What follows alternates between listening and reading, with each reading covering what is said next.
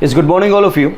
See, today we continue with chapter 5 and maths AP arithmetic progression with exercise 5.2 and we are going to do now question number 4.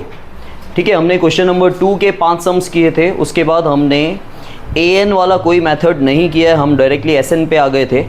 अब हम an के साथ फिर से continue करेंगे. यहाँ पे ज़्यादातर an वाले सम्स हैं, आपको टर्म फाइंड करना है.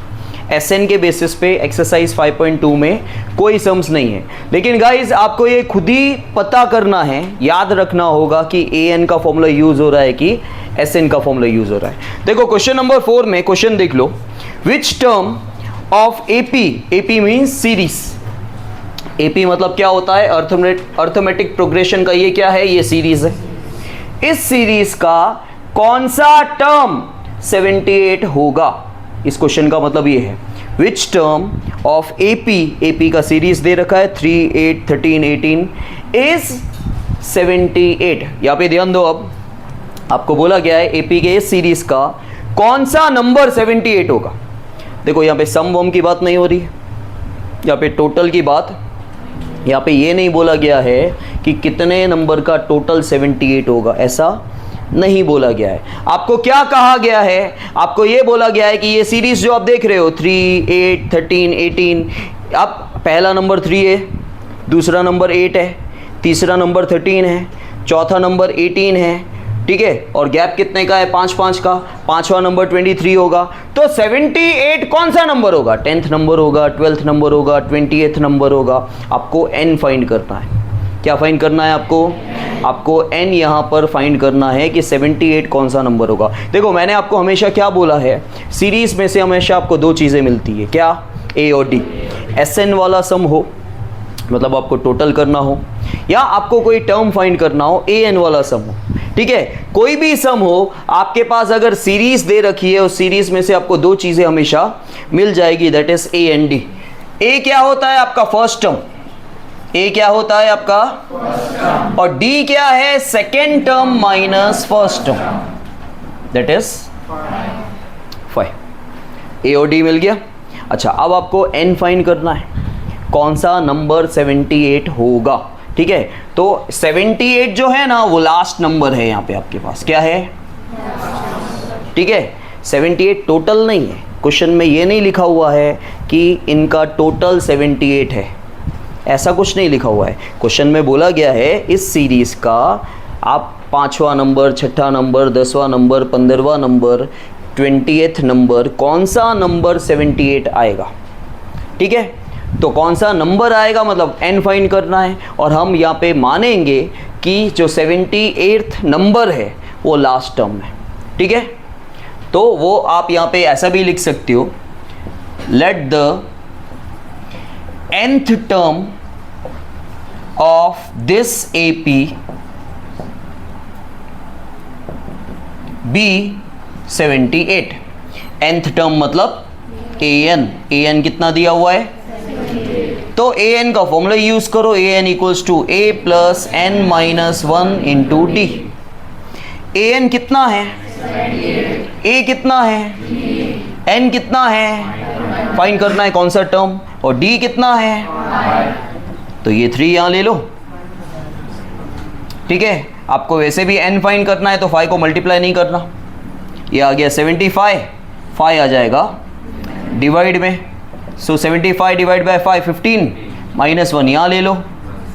सो n इक्वल्स टू, तो टोटल 16 टर्म्स हैं और 16वां नंबर 78 होगा. जैसे पहला नंबर क्या है? पहला टर्म क्या है? 3. दूसरा नंबर क्या है? 8. नंबर तो दूसरा है लेकिन उसकी वैल्यू क्या है? वैसे ही 16वां नंबर, 16th नंबर जो भी होगा ना वो कौन सा होगा? और यहाँ पर टोटल नंबर ही 16 है. n 16 का मतलब क्या हुआ? खाली 16th नंबर की बात नहीं हो रही है. n 16 का मतलब हुआ कि नंबर टोटल 16 है. तो जब टोटल नंबर 16 है तो 16वां नंबर लास्ट हुआ, बराबर. अगर मैं बोलूं यहाँ पे टोटल 54 बच्चे हैं तो 54th बच्चा जो बैठा है वो लास्ट बच्चा हुआ. तो टोटल नंबर 16 है. n से आपको टोटल नंबर पता चलता है.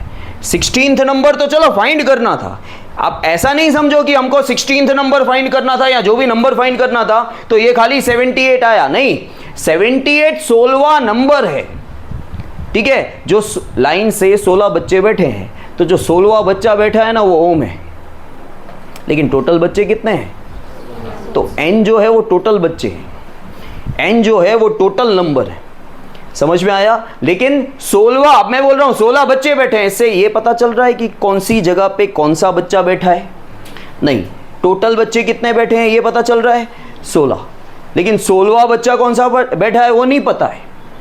यहाँ पे हमको ये पता चला कि टोटल 16 नंबर हैं और 16वां बच्चा 78 है। समझ में आया? बच्चे को हटा देता हूँ, 16वां टर्म समझ में आया बच्चे? हाँ ठीक है, क्लियर ये? Now next one,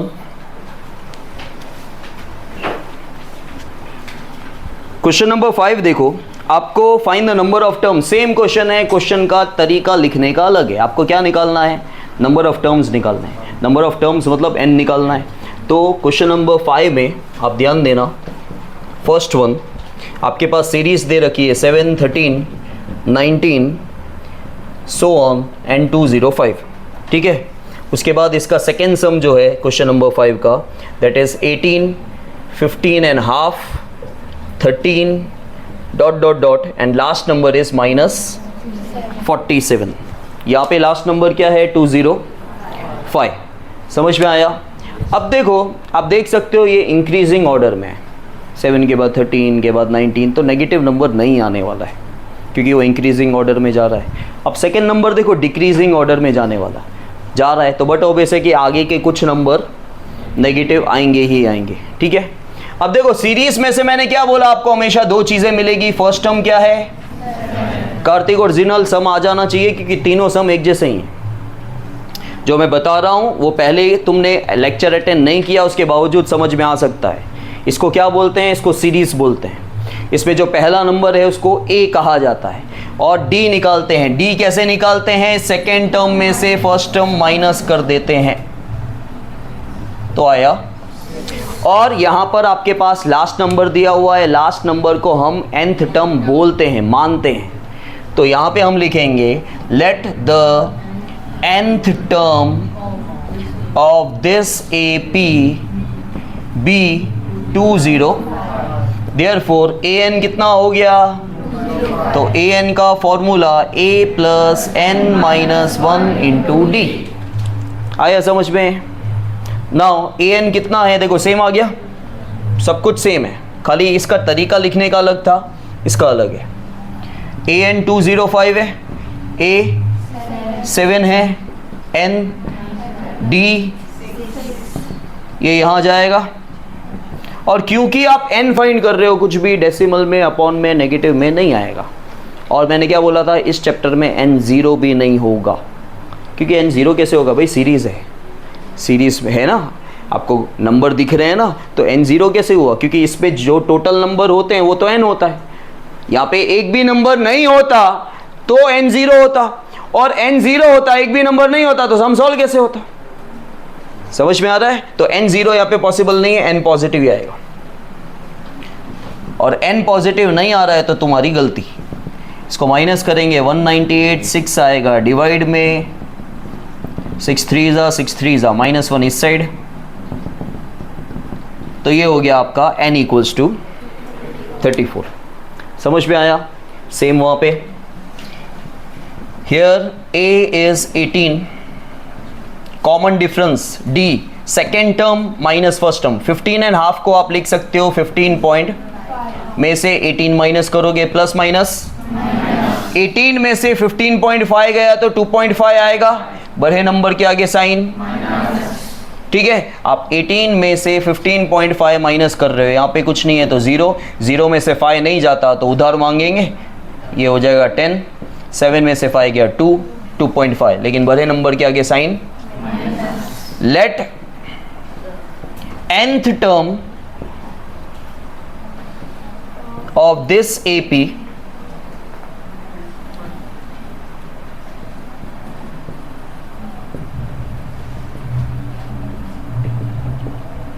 that is B therefore A N कितना हो जाएगा? ए एन का फॉर्मूला, अब तो जाग जाओ, 10 बज गए, जोर से बोलो। ए एन कितना है? ए कितना है? एन कितना है? डी कितना है? -2.5 है। ठीक है, सबसे पहले हम क्या करेंगे, 18 को यहाँ ले लेंगे, -18, ये हो गया n -1 -2.5, माइनस माइनस 47 + 18 65, बड़े नंबर के आगे साइन, और ये -2.5 नीचे जाएगा तो -2.5 ही रहेगा। इनटू वाला नंबर जब डिवाइड में जाता है तो उसकी साइन चेंज नहीं होती। Equals to n -1, minus minus cancel. अब देखो पॉइंट के बाद नीचे एक नंबर है, उस पॉइंट को हम निकाल देंगे तो ये 25 हो जाएगा, लेकिन पॉइंट के बाद एक नंबर है तो ऊपर आ जाएगा 10। इसको कटिंग करेंगे, 5 2 ज़ा 5 5 ज़ा 5 1 ज़ा 5 13 ज़ा 13 2 ज़ा -1 इस साइड आएगा तो इक्वल्स टू n, तो n कितना आ गया आपका? 27। ठीक है, मतलब टोटल नंबर्स कितने हैं? टोटल नंबर 27 है और 27th नंबर -47 है। यहाँ पे टोटल नंबर आपके कितने थे? 34, और 34th नंबर जो है that is 205। Is that clear? समझ में आया? ये बोलोगे नहीं तो मिस्टेक जाएगी जाएगी। ठीक है, और ये इजी चैप्टर है, टफ नहीं है। अगर आप लॉजिकल नहीं हो तो टफ लग रहा है, नहीं तो नहीं। Now guys, we continue with 6th question. See, 6th question में देखो, check whether -150 is a term of AP 11852. आपको ये चेक करना है कि इस AP का -150 टर्म है कि नहीं है, चेक करना है। इस तरह का क्वेश्चन है। ये क्वेश्चन बहुत बार पूछा जाता है कि आप चेक करो ये पर्टिकुलर नंबर इस सीरीज में आएगा कि नहीं आएगा। सीरीज क्या है हमारी? ठीक है, एंड सो ऑन। और आपको देखो थोड़ा दिमाग भी चलाने का, रेक्टिफिकेशन नहीं। आपकी सीरीज डिक्रीजिंग ऑर्डर में है तो माइनस वाला नंबर आएगा तो सही, लेकिन हमको ये नहीं पता एग्जैक्टली कि -105 है ना, -105 आएगा कि नहीं आएगा। आपको पूछा गया है 150 -150। ठीक है, -150 वो आएगा कि नेगेटिव तो आएंगे, पता चल रहा है क्योंकि डिसेंडिंग ऑर्डर में सीरीज जा रही है, लेकिन -150 आएगा कि नहीं आएगा वो चेक करना है। चेक करने को आपको बोला गया है। तो जब कभी कोई भी नंबर आपको चेक करने को बोला जाए कि वो इस सीरीज का है कि नहीं, सबसे पहले उस नंबर को आप nth टर्म मानोगे। ये प्रोसीजर ऐसे ही होता है। ठीक है, तो सबसे पहले आप क्या करो, लेट -105 बी द 150, भावनाओं को समझो, -150 be the nth term of this AP।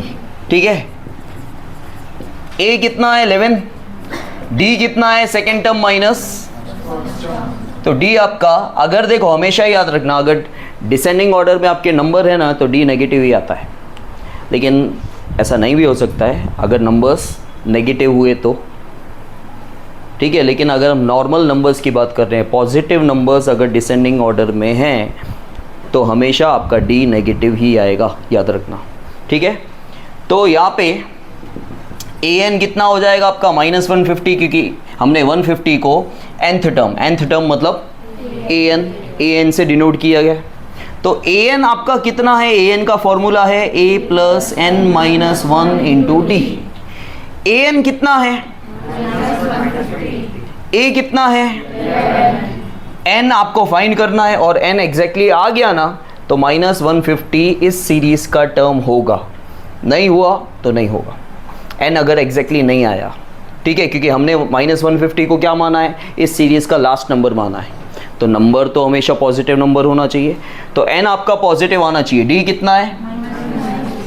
Now 11 को यहाँ ले लो, -150 -11 n - 1 × -3, माइनस माइनस प्लस 150 + 11 161, बड़े नंबर के आगे साइन माइनस का, और ये -3 नीचे आएगा, माइनस माइनस, अब ये कट नहीं रहा है, देखो 3 5 = 15, 11 बचा, तो 161 / 3, -1 को इस साइड ले लो, +1, अब आप एलसीएम ले लो, यहाँ पे एलसीएम लोगे तो 3 और 1 का एलसीएम, तो ऑलरेडी यहाँ पे तो 3 है तो ऊपर वाला नंबर सेम आएगा, लेकिन यहाँ 3 नहीं है तो इंटू आप क्या करोगे 3, तो ऊपर भी इंटू 3 1 जा, सो n इक्वल्स टू 164/3। अब 164 भी 3 के टेबल में नहीं जा रहा, ठीक है, तो हम यहाँ पे बोलेंगे as n equals to 164/3 is not possible या नॉट एक्सेप्टेबल। देयरफॉर आपको क्या बोला था, चेक करने को बोला था कि -150 इस सीरीज का टर्म है कि नहीं, तो हम लिख देंगे नो, और आपको सेंटेंस लिखना है तो आप लिख दो therefore -150 is not a term of this given AP.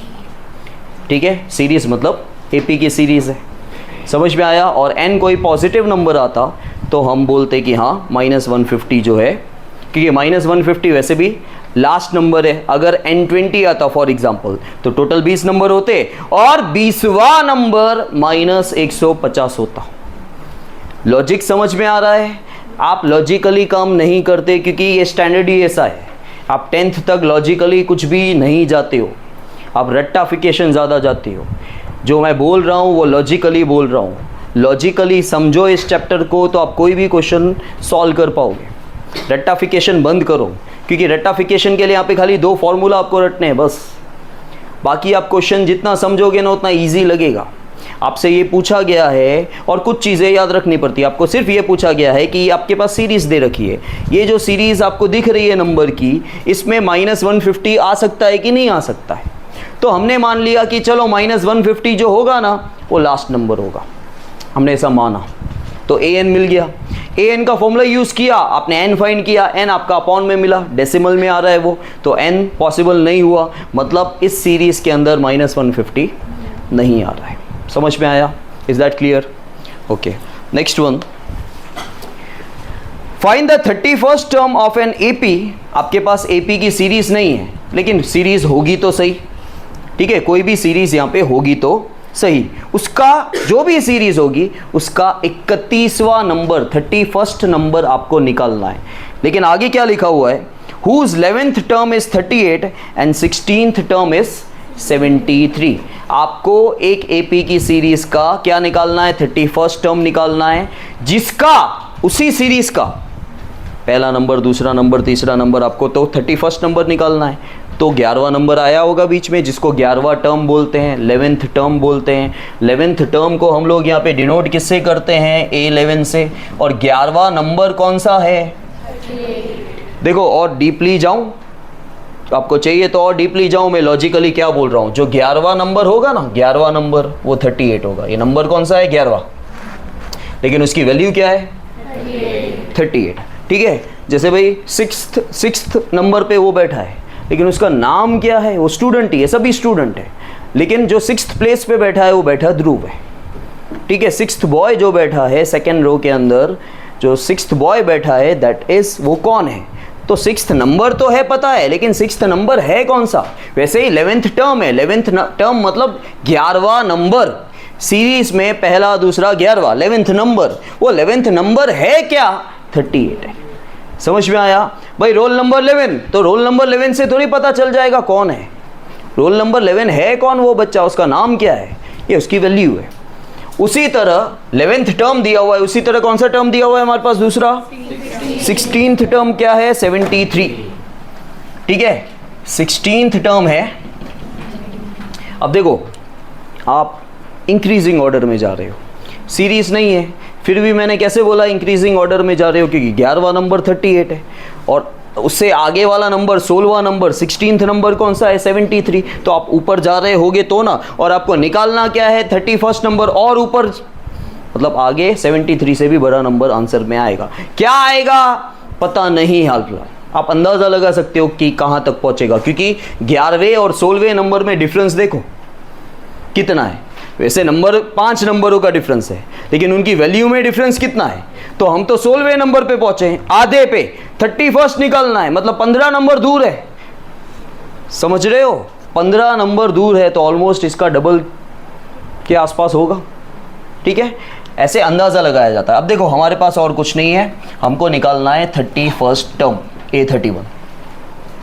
इस सीरीज का which series you have, you don't know, but in that series 11th term is 38 and 16th term is 73 and of this series you have to find 31st term।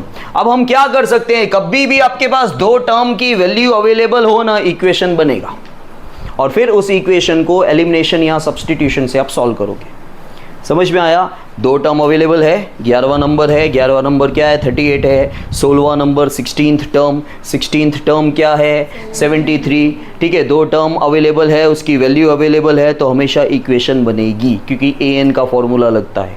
लेकिन मैंने क्या समझाया था आपको, directly करने का। A11 मतलब A11 38 है तो आपको लिखने का a + 10d, एक कम कर देने का। ये कैसे आया, ये an के फॉर्मूला में सिर्फ n की वैल्यू पुट की, a और d की वैल्यू पुट नहीं की, तो ये आ जाता है। और आपको डायरेक्टली करने का 11 लिखा हुआ है तो a + 10d, ठीक है। और ये A16 = 73 है, A16 मतलब a + 15d कितना है 16 है तो a + 15d। और ये कहाँ यूज होता है, ये सिर्फ an में यूज होता है, sn में use. Now we have two equations, right? a + 10d = 38 and a + 15d = change the sign change कर दो सबकी। ये कट गया, प्लस माइनस माइनस, 15 में से 10 गया, 5 बड़े नंबर के आगे साइन, प्लस माइनस 73 में से 38 गया, 35 बड़े नंबर के आगे साइन, माइनस माइनस कट गया, 35 / 5 दैट इज 7। तो d कितना आ गया? अब दोनों में से कोई भी एक इक्वेशन उठा लो और d की वैल्यू आप पुट कर दो तो आपको a मिल जाएगा। ठीक है, तो आप put d = 7 in equation 1। what is your equation 1? a + 10d = 38, a + 10, d कितना है 7, सो 10 7 = 70, 70 जाएगा वहाँ, सो 38 - 70, तो a आ गया आपका -32, प्लस माइनस माइनस 70 में से 38 गया 32, बड़े नंबर के आगे साइन। अब आपके पास a और d आ गया, आपको निकालना क्या है, आपको निकालना है A31। A31 को भी हम डायरेक्टली लिख सकते हैं a + 30d, क्योंकि a + 30d = A31 होता है। अब a आपके पास क्या आया -32, d क्या आया 7, 7 3 = 21, माइनस प्लस माइनस 210 में से 32 गया तो आएगा 178, बड़े नंबर के साथ ने साइन 1 प्लस की। समझ में आया? क्लियर है? इस तरह के सम पूछे जाते हैं और सम हार्ड नहीं है। आप स्टेप देखो, स्टेप क्वेश्चन देखो। क्वेश्चन में क्या है, आपके पास दो टर्म्स हैं, दो टर्म्स हैं तो दो इक्वेशन बनेगी। क्या फाइंड करना है छोड़ दो, आपके पास क्या है दो टर्म्स हैं, ठीक है। उन दो टर्म्स में से दो इक्वेशन बनेगी, उन दो इक्वेशन को आप एलिमिनेशन या सब्स्टिट्यूशन से यूज़ करके a और d की वैल्यू निकालोगे। अब आपको निकालना क्या है 31st टर्म। 31st टर्म को हम लिखते हैं a + 30d। उस a + 30d में आप a और d की वैल्यू पुट करें, सॉल्व करें, आंसर आपको मिल जाएगा। समझ में आया? मैंने बोला था इसका ऑलमोस्ट डबल से ज़्यादा होगा। देखो आंसर आपका, समझ में आया? क्लियर?